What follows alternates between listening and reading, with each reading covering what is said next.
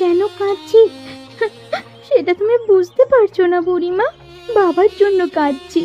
বাবা আমাকে ছেড়ে চলে গেছেন। এখন তো আমার এই পৃথিবীতে আপন বলতে আর কেউ রইলো না বুড়িমা, কেউ রইলো না। এবার আমি কার কাছে থাকবো বুড়িমা?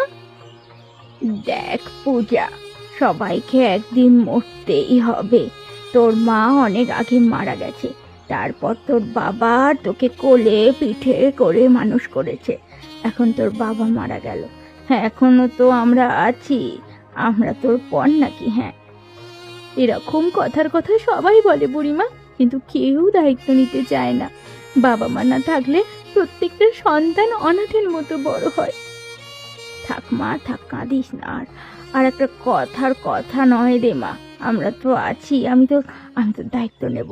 তুই আমার কাছে থাকবি। কতদিন তুমি আমাকে তোমার কাছে রাখবে বলো তো? তাছাড়া তোমারও তো সংসার আছে। তুমি তোমার সংসারের বিরুদ্ধে গিয়ে আমাকে তোমার কাছে রাখতে পারবে না বুড়িমা, তাই না বলো? সে নিয়ে তোকে চিন্তা করতে হবে না। তুই সময় মতো বাড়িতে সব জিনিসপত্র নিয়ে চলে আসিস। আজকে থেকে তুই আমার কাছে থাকবি। এই বাড়িতে তোকে আর একা থাকতে দেওয়া উচিত হবে না রে। ঠিক আছে বুড়িমা, আমি তোমার কাছে থাকলেও নিজে কোনো কাজের ব্যবস্থা করে নিজের দায়িত্ব নেব। আমার একা একা লাগবে বলেই তোমার সাথে আমি থাকতে কিন্তু রাজি হয়েছি বুড়িমা। ঠিক আছে, আমি এখন তাহলে আমি যাই। হ্যাঁ, আর কাঁদবি না কেমন? কি রে পূজা, তুই এই সমস্ত জিনিসপত্র নিয়ে আমাদের বাড়িতে কি করছিস? হ্যাঁ, বচকা গুছিয়ে যে একদম চলে এসেছিস রে। সারা জীবনের মতো আমাদের বাড়িতেই থাকবি নাকি? হ্যাঁ, আসলে কাকিমা, আমাকে তো বুড়িমা এখানে আসতে বলেছিল, সেই কারণেই তো আমি এসেছি। এসেছিস মানে? আর মা আসতে বললেই তুই আসবি? হ্যাঁ, এ কেমন ধরনের কথা রে? আমাদের সংসার আমাদের কথা মতো চলবে, তোর বুড়ি মায়ের কথা মতো তো আর চলবে না নাকি? আসলে আমার বাড়িতে আমি একা, তো একা থাকতে ইচ্ছে করে না, তাই জন্যই বুড়িমার সাথে থাকতে হচ্ছে। আমি নিজে কাজবাজ করে আমার দায়িত্ব নিজেই নেব। দেখো, বাড়িটা অনাথ আশ্রম হয়ে গেছে নাকি? হ্যাঁ, যেখান থেকে পারো অনাথগুলোকে ধরে নিয়ে এসে আমার বাড়িতে যত সব জ্বালা। এভাবে বলো না কাকিমা, আমি তোমার সংসারে টাকা দিয়েই থাকবো। তাছাড়া তোমার সংসারের সমস্ত কাজকর্ম করে দিতে পারবো। এই বাড়িতে আমার একা থাকতে ইচ্ছে করে না, আমার ভয় লাগে। ঠিক আছে ঠিক আছে, এখন যা, আমার চোখের সামনে থেকে যা। ঘরের সমস্ত কাজকর্ম আজ থেকে তুই করবি। তোকে মা এনেছে, আমি তো আর তোকে বাড়ি থেকে বার করে দিতে পারি না, বল? আচ্ছা বেশ, তুমি আমাকে বলে দাও কোন কাজগুলো করতে হবে, আমি সব কাজ করে দিচ্ছি। তবে তুমি বুড়িমার সাথে চেঁচামেচি করো না। বুড়িমা আমাকে বড্ড বেশি ভালোবাসে, তো সেই কারণেই বুড়িমা আমাকে বাড়িতে নিয়ে এসেছে। তুমি কিছু মনে করো না গো। এই যা তো, চোখের সামনে থেকে যা। তোর এসব জ্ঞানের কথা আমার শুনতে একদম ইচ্ছা করছে না। বাপ মা মরে গিয়ে আমাদের ঘাড়ে দিয়ে গেছে। মরলো তো মরলো, এই মেয়ে ছেলেটাকে নিয়ে কেন যে মরতে পারলো না কি জানি রে বাবা। যত সব উটকো ঝামেলা।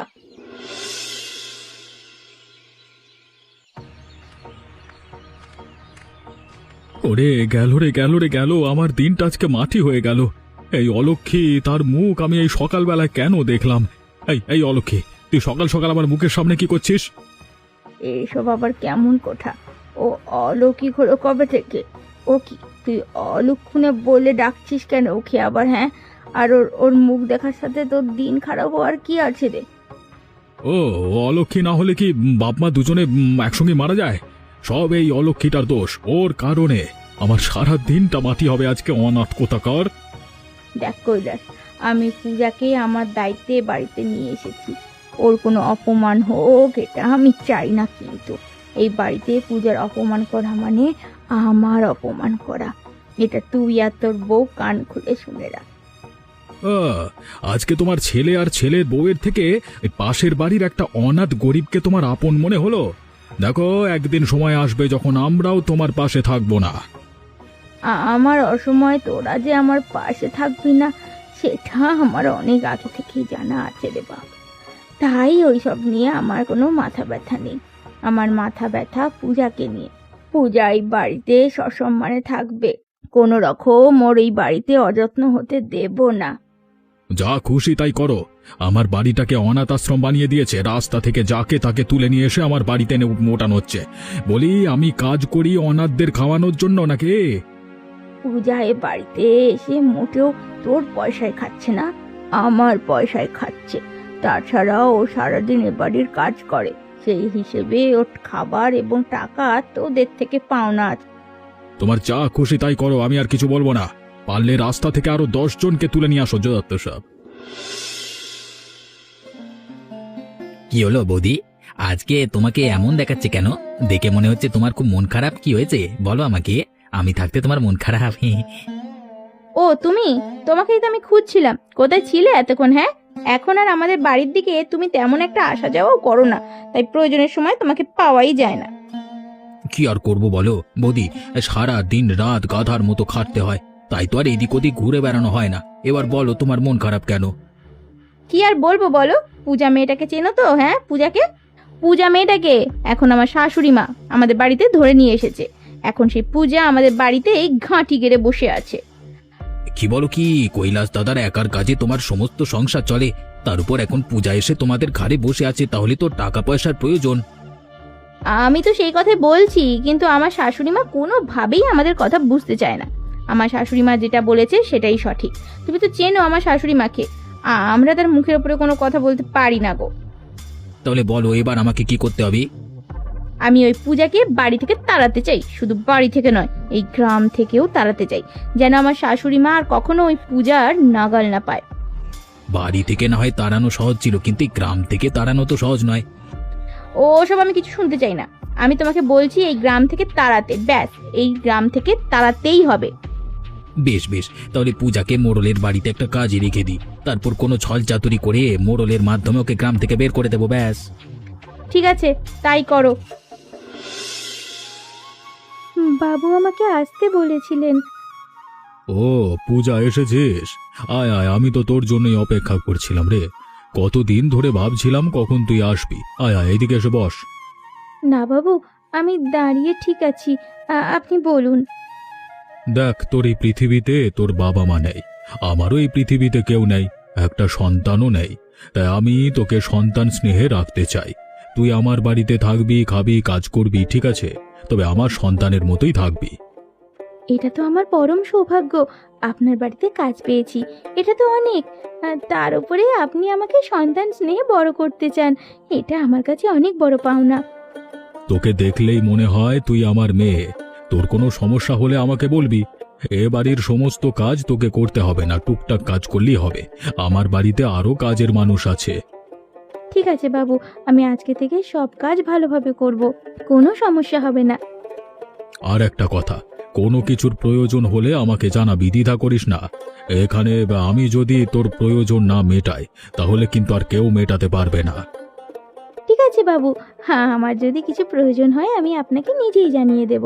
এবার তাহলে আমি কাজ করতে যাই। হ্যাঁ হ্যাঁ, যা যা, মন দিয়ে কাজ কর আর ভালোভাবে থাক। আপনি বিশ্বাস করুন বাবু, এই পূজাই চুরি করেছে, কারণ এতদিন এই মানুষজন এ বাড়িতে কাজ করতো, কোনোদিন একটা টাকা পয়সা এই দিক থেকে অধিক হয়নি। যখন পূজা এসেছে তখন এই চুরিটা হলো। তাহলে কে নিয়েছে বলুন তো? তাছাড়া পূজার ঘরে তল্লাশি করলেই তো সমস্ত গহনা টাকা পয়সা পাওয়া যাবে। কিন্তু পূজা এ কাজ করতে পারে না, ও একটা ভালো মেয়ে। তাছাড়া এত স্বর্ণ গহনা টাকা পয়সা নিয়ে ও কি করবে? কি করবে মানে? ওর তো কেউ নেই এই পৃথিবীতে, ওর কেউ না থাকলে ও সারা জীবন কাটাবে কিভাবে? সেই কারণেই তো এই চুরি চামারি করে টাকা পয়সা জমা করছে। কিরে পূজা, রবি যা বলছে সেসব কি সত্যি?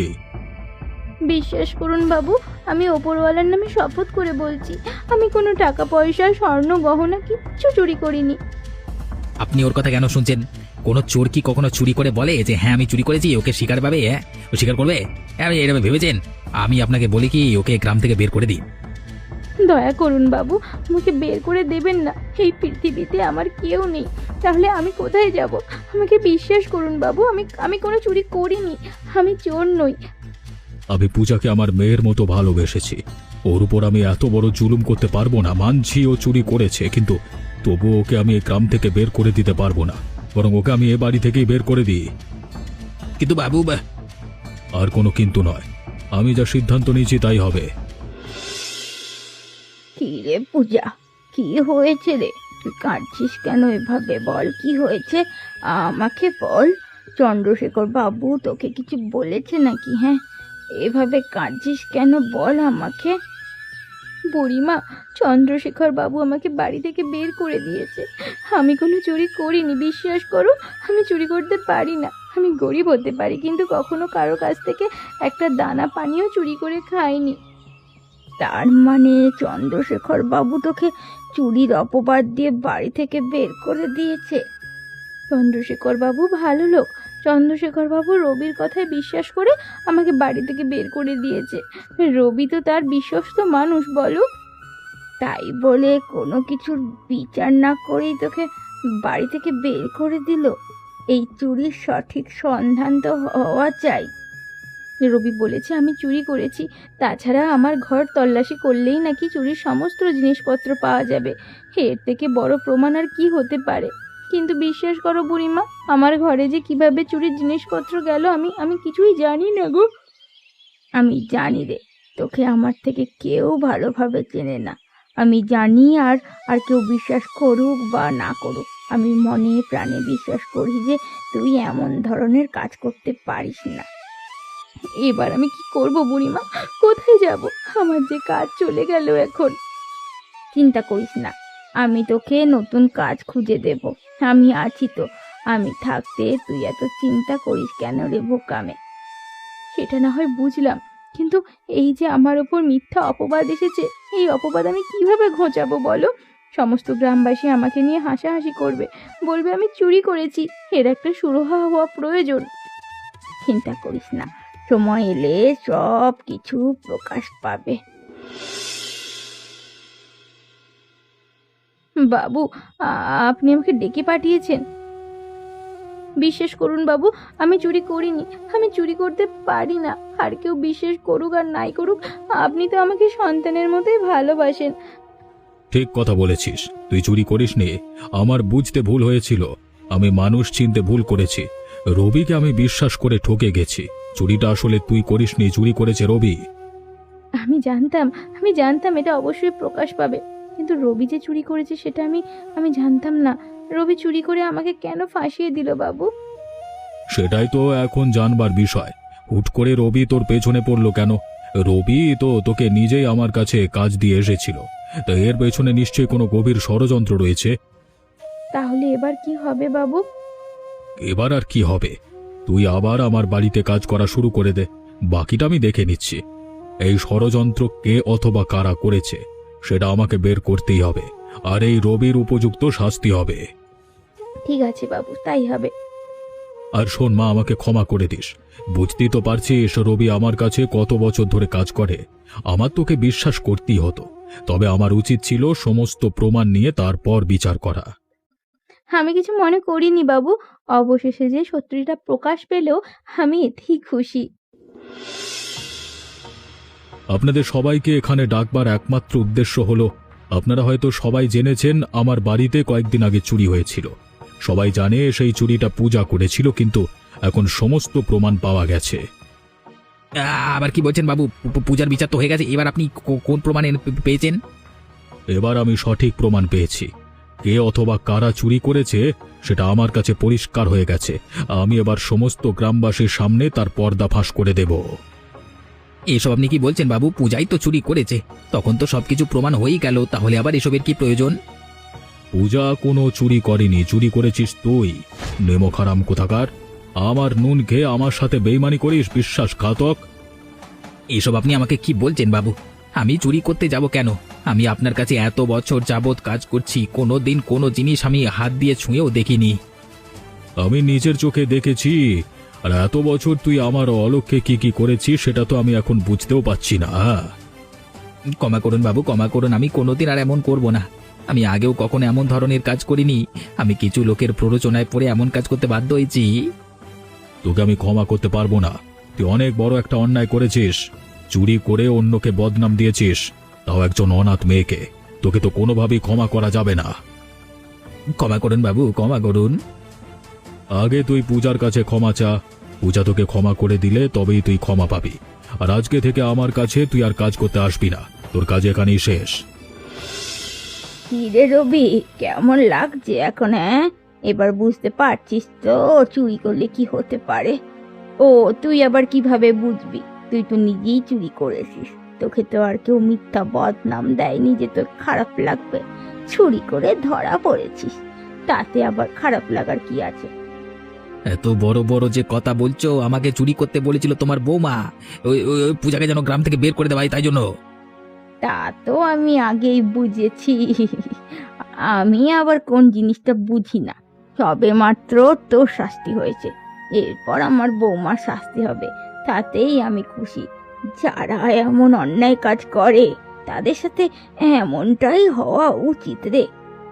এতই যখন জানো তাহলে যাও না চন্দ্রশেখর বাবুর কাছে গিয়ে তোমার বৌমা নামে নালিশ করো। তা তো আমি করবই। তুই আগে নিজের চরকায় তেল দে। নিজের এখন কোথায় গিয়ে গতি হবে সেটা আগে ভাব। এমন অবস্থা হয়েছে যে গ্রামের নদীতেও ডুবে মরতে পারবি না। হ্যাঁ রে হ্যাঁ, গ্রামের নদীও তোকে গ্রহণ করবে না। ছি ছি ছি ছি ছি। তাতে তোমাদের কি? তোমরা আমাকে নিয়ে এত হাসাহাসি করছো কেন?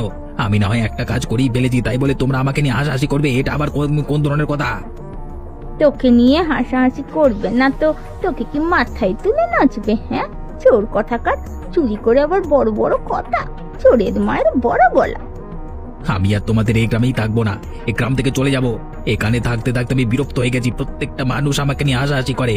বলি, আমার কি জান প্রাণ নাই নাকি? তোর আবার জান প্রাণও আছে? আমি তো ভেবেছিলাম তুই একটা জানোয়ার। গ্রামের মানুষ ঠিক কথাই বলে। এখানে থাকতে ইচ্ছা না হলে গ্রাম থেকে চলে যা, আপদ বিদায় হবে। কি রে পূজা, তোর কাজকর্ম কেমন চলছে? আজকে কত লাভ হয়েছে রে? এই সমস্ত টাকা কিন্তু তুই তোর কাছে যত্ন করে গুছিয়ে রেখে দিবি, কাউকে দিবি না, খবরদার। যে বলে না তুমি, এত টাকা পয়সা দিয়ে আমি কি করব? আজকে ভালোই লাভ হয়েছে। এই সমস্ত টাকা আমি তোমার কাছে রাখতে চাই, তুমি রেখে দাও না বুড়িমা। আমার তো আর ঘর বাড়ি নেই, আমি আবার টাকা কোথায় রাখবো? তাও বললে হয় নাকি বাছা? এই টাকা পয়সা তোর ভবিষ্যতের কাজে লাগবে। ভবিষ্যতে আমি যখন থাকবো না, এই টাকা পয়সা দিয়ে তুই ভালো একটা কাজ করতে পারবি, মানুষের সেবা করতে পারবি। তাই এই টাকা পয়সা তুই যত্ন করে তোর কাছে রেখে দেওয়াটাই জরুরি। না না, আমার এত টাকা পয়সার লোভ নেই বুড়িমা। টাকা পয়সা আমার কাছে থাকলে কেমন যেন লাগে। তাছাড়া চন্দ্রশেখর বাবুর বাড়িতে কাজ করছি, সেখান থেকেও অনেক টাকা পাচ্ছি। এত টাকা দিয়ে আমি কি করব? তাহলে এক কাজ কর, নিজের জমানো টাকার পাশাপাশি গ্রামের লোকেদের কিছু দান করতে থাক। গ্রামের লোকেরা তোকে আরো ভালোবাসবে, সবাই তোর জন্য আশীর্বাদ করবে। ঠিক আছে বুড়িমা, তাই হবে। তাছাড়া আমিও জঙ্গল থেকে কাঠ সংগ্রহ করেই অনেককে বিনামূল্যে কাঠ দিচ্ছি, তারা আমাকে অনেক আশীর্বাদ করবে। বেশ ভালো করেছিস, সবসময় এই পথেই থাকবি, কোনো দিনও অন্যায়ের পথে যাবি না। তোর বাবা মার ওপর থেকে দেখে তোর প্রতি অনেক খুশি হবে। গ্রামবাসীদের আশীর্বাদে তোর বাবা মাও খুব ভালো থাকবে রে। ঠিক বলেছো বুড়িমা, আমি এইভাবেই পাশে থাকবো। তাছাড়া তোমাকে অনেক অনেক ধন্যবাদ আমার পাশে থাকার জন্য। তুমি না থাকলে আমি এই পর্যন্ত আসতেই পারতাম না। আমার দুঃখ কষ্ট অভাব অনটন কোনো দিনও কাটতো না। পাগলি কোথাকার, যা যা যা, মুখ ধুয়ে আয়, আমি খাবার বেড়ে দিচ্ছি। কি রে পূজা, মায়ের কি হয়েছে? মাকে তো আজকে বাইরে দেখছি না, কোথায় গেল মা? কাকা বাবু, বুড়িমা তো আজকে অসুস্থ। গত রাতেই বুড়িমা অসুস্থ হয়ে পড়েছে। আমি আপনাদের কত ডাকলাম, কিন্তু আপনারা কোনো সাড়া শব্দ নেননি। যদি বুড়িমার কোনো একটা ভালো মন্দ কিছু হয়ে যেত, তাহলে কোথায় যেতাম আমি বুড়িমাকে নিয়ে? কি বলছিস তুই? মা অসুস্থ? কই, আমরা তো কিছুই টের পেলাম না। আপনি হয়তো ঘুমিয়ে গিয়েছিলেন, কিন্তু কাকিমা তো জেগেছিল। কাকিমা তো একবার আসতে পারতো বলুন? গতকাল রাতে বুড়িমা কত অসুস্থ ছিল, আমি কি করব কিছুই বুঝতে পারছিলাম না। সারা রাত ধরে বুড়িমার সেবা করেছি। আরাধ্যা টের পেয়েছে, কিন্তু আমাকে তো একবারও বললো না। মা এখন কেমন আছে? এখন আগের থেকে অনেকটা ভালো আছে। সকালে খাবার দিয়েছি, খাবার খেয়ে একটু ঘুমিয়েছে। সারা রাত তো ঘুমোতে পারিনি কষ্টে, তাই এখন আবার খাবার বানাতে যাচ্ছি। ঘুম থেকে উঠলেই খাবার দেব। বুড়িমা দিন দিন বেশি অসুস্থ হয়ে পড়ছে বাবু, বুড়িমার দিকে একটু খেয়াল নিন। বাবা মা না থাকলে এই পৃথিবীতে আপন বলতে কেউ থাকে না বাবু। আমি বুঝতে পারিনি রে, যদি বুঝতে পারতাম তাহলে কালকে রাতে এসেই মায়ের সেবা করতাম। মা অসুস্থ হয়ে পড়ে থাকবে আর আমি ঘুমিয়ে থাকবো, এমন কুলাঙ্গার সন্তান আমি নই। এখন তো বুড়িমা ঘুমাচ্ছে, এখন আপনি যান। বুড়িমা উঠলে আমি আপনাকে খবর দেব, তারপর না হয় আপনি গিয়ে বুড়িমার সাথে কথা বলবেন। ঠিক আছে, মায়ের খেয়াল রাখিস। আমি এসে আবার দেখে যাব মাকে। দেখো আরাধ্যা, তোমার বাবা মা বেঁচে নেই, আমার বাবা বেঁচে নেই, শুধুমাত্র মা বেঁচে আছে। তুমি কি আমার মাকে নিজের মা হিসেবে মেনে নিতে পারো না? হুট করে তুমি এমন ধরনের কথা বলছো কেন গো? কারণ গত রাতে তুমি আমার মায়ের অসুস্থতার খবর টের পেয়েছিলে, কিন্তু তবুও তুমি আমাকে একবার বলনি। যদি আমার মা মারা যেত তাহলে আমি কি করতাম? এই পৃথিবীতে বাবা মা ছাড়া আপন বলতে আর কেউ আছে? বাবা মা না থাকলে কেমন লাগে সেটা তো তুমি ভালোভাবেই বোঝো। দেখো, উনি তোমার মা, আমার মা নয়। তাছাড়া তোমার মা আমার কোনো কথাই ভালো করে শোনে না, আমাকে এ বাড়িতে ভালোভাবে চলাফেরাই করতে দেয় না। আমার জানা মতে আমার মা কখনোই তোমাকে কোনো কিছুতে বাধা দেয়নি, শুধুমাত্র অন্যায় কাজ ছাড়া। আমার মা অন্যায় কাজ সহ্য করতে পারে না। তাহলে এখন কি করতে পারি বলো? তুমি আমার মাকে মেনে নাও, নিজের মা হিসেবে মেনে নাও, আর সাথে পূজাকেও মেনে নাও। পূজা না থাকলে গতকাল আমার মায়ের বেশ বড় একটা বিপদ ঘটে যেত।